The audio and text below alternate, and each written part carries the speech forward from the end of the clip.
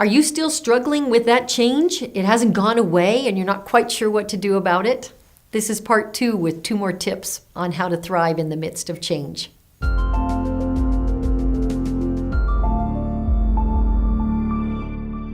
As we continue our conversation about thriving in the midst of change, here are 2 more tips that will help you feel less vulnerable or uncertain and more empowered. Number 3, grief is good. With change comes loss. Even if the change is good, a loss must be grieved so you can leave the old behind and move into the new in a healthy way.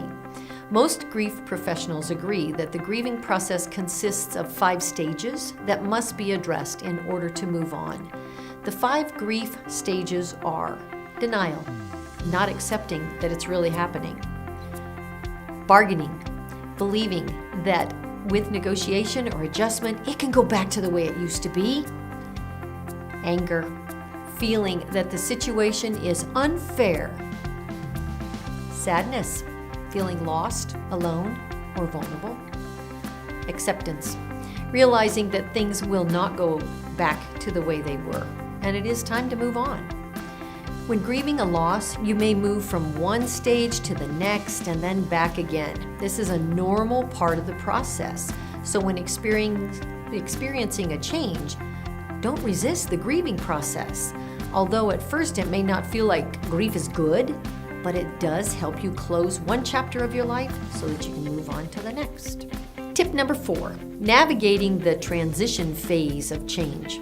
There are 3 phases of change: letting go, transition, and starting anew.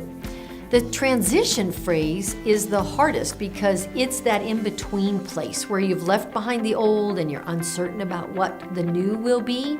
This is where you may feel vulnerable, anxious, or in a state of flux. So how about a few thoughts to help you find comfort and some semblance of control the next time you're in this transition phase of change? Do something that makes you feel in control. Could be as simple as choosing a project that you can accomplish and stick to it until you finish. Another idea would be to choose 1 or 2 areas of your life that you can focus on to impact your future success. How about thinking bigger and seeing yourself successful? Use your visualization skills to see your best outcome. What does your business need to do bigger and better in this flux of change? Please accept that this is an awkward stage. Give yourself the grace and ask for patience from others in your life.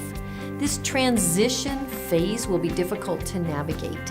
And remember, there's people like me out there that are here to help you if you're struggling with transition phases of change.